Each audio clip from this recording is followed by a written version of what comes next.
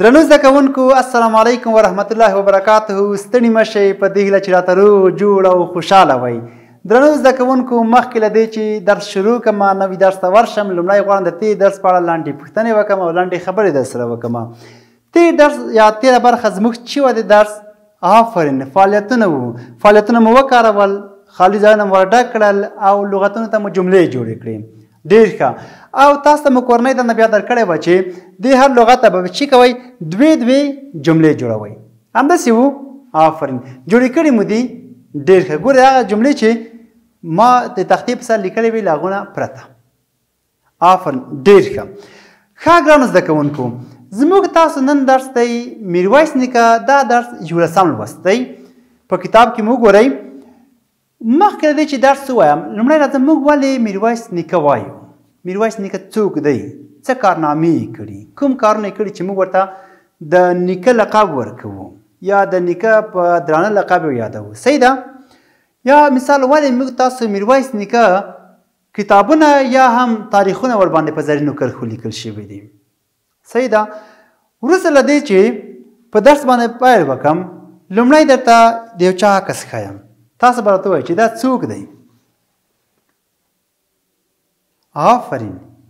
دا میرویس نیکه دی چې تاسو یې په اړه باندې ډېر معلومات لرئ. سمه ده. دا یې هم بل عکس دی. وینئ؟ آفرین. ښه.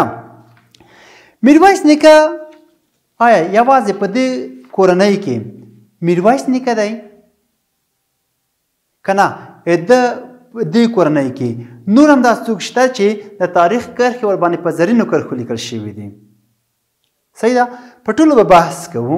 خو مخکې له دې چې راشم کتاب درس ته لومړی غواړم په دې برخه کې د میرویس نیکه په اړه لنډ معلومات درکړم.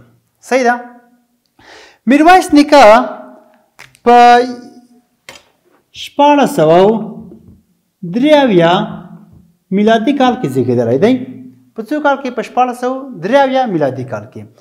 او تر کوم کال پورې ژوند کړی دی؟ تر 1915 میلادي کال پورې ژوند کړی دی. صحیح ده؟ ډېر ښه. میرویس نیکه د چا زوی دی؟ آفرین. د خالم خان زوی دی. د چا زوی دی؟ د خالم خان زوی دی. صحیح دی. د مور نوم یې څه دی؟ نازو انا. نازو انا. ولې ورته انا وایو؟ ځکه موږ تاسو په اکثر ځایونو کې په اکثرو خلکو کې هغه څوک چې ډېر د احترام وړ یا د احترام په احترام باندې قایل وي هغو ته موږ د که ښځینه وي د انا لقب ورکوو، او که چیرې نارینه وي ډېر محترم وي هغو ته د بابا او نیکه لقبونه ورکوو. صحیح ده؟ مثال موږ تاسو وایو میرویس نیکه، مثال وایو احمد شاه بابا، یا مثال وایو چې بیبي زینبه که نه هلته بیبي لقب ورکړی، یا مثال وایو چې نازو انا، یا وایو رحمان بابا، یا وایو خوشحال بابا، یا وایو حمزه بابا. ګورئ دلته مو څومره لقبونه ورکړي دي، د احترام لقبونه. صحیح ده؟ میرویس نیکه د په شمول باندې 4 وروڼه درلودل. یعنې دا هم ورسره وو د په شمول باندې 4 وروڼه درلودل. زه به ولیکم درته. میرویس نیکه دی. میرویس نیکه یو عبدالعزیز په نامه یې دویم ورور و. دریم یې یحیی په نامه دی. څلورم یې عبدالقادر. عبدالقادر په نامه. صحیح دی؟ عبدالقادر خان خټک نه دی. ښه، دا د میرویس نیکه ورور عبدالقادر هوتک دی. سمه ده؟ میرویس نیکه د ده په شمول باندې 4 وروڼه میرویس نیکه، عبدالعزیز، یحیی او عبدالقادر د وروڼه وو. صحیح دی؟ ښه.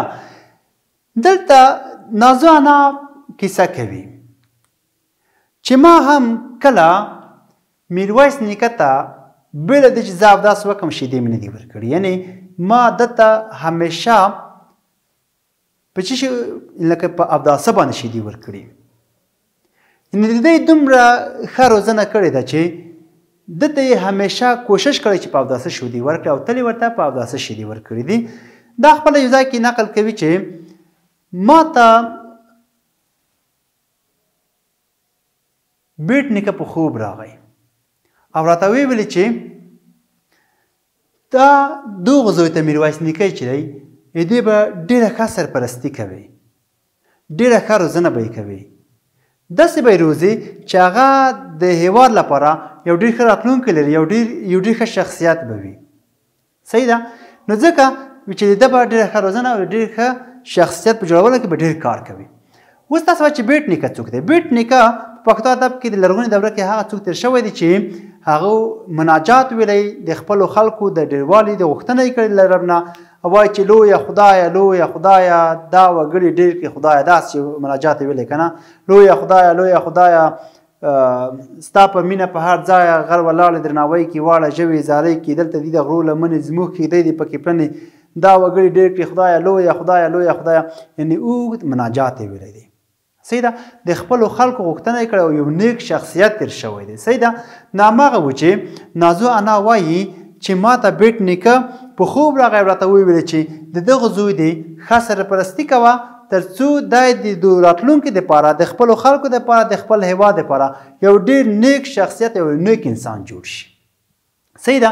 میرویس نیکه یو ډېر زړهسواند انسان و، ډېر مهربان انسان و، ډېر اخلاصمن انسان و. داسې څوک تېر شوی دی په تاریخ کې چې کله هم د خپل ځان په ګټه باندې داسې کار نه دی کړی چې بل چاته د کوم تاوان پکې ورسېږي یا د کوم چاته نقصان پکې ورسېږي. صحیح ده؟ میرویس نیکه په لومړیو کې یو تجار انسان و، تجارت به یې کولو. له هغې څخه وروسته دی بیت الله شریفې ته لاړو. د هغلته چې کله د بیت الله شریفې زیارت یې وکړو، حج یې ادا کړو، د هغو څخه وروسته چې راغی نو په دغه سیمه کې زموږ تاسو د پاکه خاوره کې ګرګین حکمران و. ګرګین داسې ظالم څوک و چې د زموږ تاسو په خلکو باندې دومره ظلم کولو چې زموږ تاسو د فرهنګ سره او زموږ تاسو د فولکلور سره بالخصوص یعنی د ټول اسلامي فولکلور سره ډېر کلک مخالف کارونه یې کول، یعنې داسې ظلمونه یې کول، ډېر سخت ظلمونه، دا ظلمونه چې په اسلام کې هیڅ نه دی روا یا هم کله هیڅ نه دی روا چې په یو مسلمان باندې دومره ظلم وشي. ګرګین دا کارونه ټول کول. صحیح ده؟ هماغه میرویس نیکه خو ډېر هوښیار او زړور انسان و، ډېر زړهسوان انسان و. دا یې هر څه کتل، دا چې وکتل نو د خپل خلک په ډېر هنر او په ډېر کمال سره راټول کړل تر څو ګرګین په ده باندې پوه نه شي چې میرویس نیکه داسې یو څه کوي چې زما مقابل کې ودرېږي یا زما مقابل کې دغه خلک څنګه راټول کړي. وروسته هغه نه همداسې کرار خلک راټول کړل. نو وروسته هغه پرېکړه یې وکړه چې د ګرګین په مقابل کې ودرېږي. هماغه و چې د ګرګین په مقابل کې ودرېدل. وروسته له ډېر سخت جنګ او سخت جنجال څخه وروسته په ډېر غیرت سره یې له خپلې خاورې دفاع وکړه، ګرګین ته یې ماتې ورکړه. صحیح ده؟ کله چې ګرګین ته ماتې ورکړه نو وروسته له هغو څخه میرویس نیکه د مانجې په نامه په یوه جرګه کې ملي مشر وټاکل شو. ګورئ میرویس نیکه وایي چې ما زه کله هم پاچا نه یم. مثال زه پاچایي نه غواړم، زه نه غواړم چې پاچا شم، زه یو مشر یم، هغه هم یو ملي مشر. صحیح ده؟ یعنې که موږ تاسو وګورو د ژوند ته نو دی کله هم د پاچایي غوښتنه نه ده کړې. دی د یو ملي مشر په توګه تر ژوند تر آخره پورې پاتې شوی دی. صحیح ده؟ بیا هماغه و چې په 1915 میلادي کال کې وفات او د قندهار په کوکران سیمه کې خاورو ته وسپارل شو. صحیح ده؟ دا د میرویس نیکه هغه اولني معلوماتو چې ما تاسو درکړو، نور معلومات به د ده په درس کې ووایو. سمه ده؟ اوس راځم د په کورنۍ کې هغه کسان چې په د تورې تر څنګ یا د وطن د دفاع تر څنګ یې قلم هم نه دی پرېښی. مثال د مشر زوی چې دی شاه محمود هوتک دی. شاه محمود هوتک یو زړور پاچا و چې کله میرویس نیکه نه وروسته دی واک ته رسېږي او د خپلې خاورې دفاع کوي او تر اصفهانه پورې اصفهان هم نیسي، هلته جنګ هم کوي. صحیح ده؟ چې وروسته هغو څخه دی چې کله هلته لاړو په ځای څوک د میرویس نیکه بل زوی شاه حسین هوتک، څوک شاه حسین هوتک مشر ټاکي. شاه حسین هوتک مشر زوی شاه محمود هوتک نومېده. ښه، شاه محمود هوتک. شاه حسین هوتک داسې یو انسان دی چې د خپل ملک د دفاع تر څنګ د ادب هم پاللی دی، ادبیات ته هم کار کړی دی. یعنې هغه کارونه چې ده کړي دي یعنې هغه ډېر ارزښتمن کارونه وو که نه. ده به په خپل دربار کې شاعران راټولول، لیکوالان به راټولول، ادیبان به راټولول او هغو ته یې بیا مثال په لومړی کې مثال مشاعرې کله وروسته به بیا کارونه ورسپارل کېده چې دا کار به ته کوې تر څو د راتلونکي دپاره یو ارزښتمن کار وي. صحیح ده چې د ده په وخت کې تر ټولو مهم کار چې وشو هغه دا و چې د پښتو ادب کې یو ډېر با ارزښته اثر چې پټه خزانه نومیږي ولیکل شو. چې پټه خزانه پټه خزانه دا ځکه وایم چې دا ډېر مهم اثر دی په پښتو ادبیاتو کې او همدغه اثر و چې زموږ تاسو ادبیات یې تر دې دمه پورې ورسول. سمه ده. دا پټه خزانه چې ده محمد هوتک لیکلي خو د چا په امر د شاه حسین هوتک په امر لیکلي که نه. هغو ته ویل چې ته داسې کار وکړه چې زموږ تاسو دغه لویه سرمایه چې ادیبان یا د دوی هغه اثار او د دوی هغه ژوند او شعرونه او لیکوالي څنګه دی هغه خوندي پاتې شي او ورک نه شي، له سترګو ونه لوېږي که نه. نو دا چې مثال موږ تاسو ادبیات له ورکې څخه وژغورل شي نو ته پټه خزانه په نامه یو کتاب ورته وي چې ولیکه. پټه خزانه ګورئ په درې خزانو باندې یا په درې برخو ویشل شوې ده. لومړۍ خزانه، دویمه خزانه او دریمه خزانه. په لومړۍ خزانه کې یا په لومړۍ برخه کې چې راغلی ګورئ چې تاسو ډېر سړي کېدونکي نه وي دا مهمه خبره ده چې تاسو په یاد وي. تاسو پټه خزانه په لومړۍ برخه کې هغه شاعران او لیکوالان وایي چې هغه د دغو لیکوال نه مخکې تېر شوي دي، یعنې هغه کسان چې د لیکوال له ژوند او زمانې څخه مخکې تېر شوي دي د هغو آثار، د هغو ژوند پېښې، د هغو په اړه معلومات راوړي دي. سمه ده. بل چې دی دویمه خزانه د دغو لیکوال چې محمد هوتک دی هماس را شاعران یې څنګه کړي راوړي دي. صحیح ده. یعنې چې ده په وخت کې اوسېدل، د سره په وخت کې ژوند کولو. او له هغې څخه وروسته دریمه خزانه، په دریمه خزانه کې بیا ښځینه شاعران یې راوړي. هغه څوک چې مثال هغه ښځې وي او شاعري کوله یا ادیبان وي د هغو نومونه او د هغو ژوند او د هغو ژوند پېښې څنګه کړي راوړي او خوندي کړي دي. دغه زموږ تاسو د میرویس نیکه درس و. سمه ده. تر بیا پورې چې مثال بل درس وایي تاسو به دغه درس ښه صحیح په کور کې ووایئ. کله مو چې کور کې ولوستلو له هغې څخه وروسته سخت لغتونه به چې وي تاسو به پنسل راواخلئ، کرښه به ترې کش کړئ. سمه ده.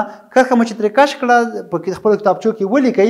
زه به بیا تاسو ته هماغه لغتونه څنګه کم معنا کم او دلته به جملې ورته جوړې کړو. خو له هغې څخه مخکې یو بل کار چې مثال د میرویس نیکه درس لوستل دي تاسو به درس ښه منظم ووایئ. کوم ځای چې مشکل مو درلودو کولی شئ تاسو پوښتنې وکئ، هغه به هم ښه سم صحیح ووایئ. نو وروسته هغوی څخه بیا درس تشریح کړو، بیا به تاسو پوښتنې ته هم ځوابونه ورکړو. سمه ده. تر بیا پورې په خدای سپارم. ښې چارې کامیاب اوسئ.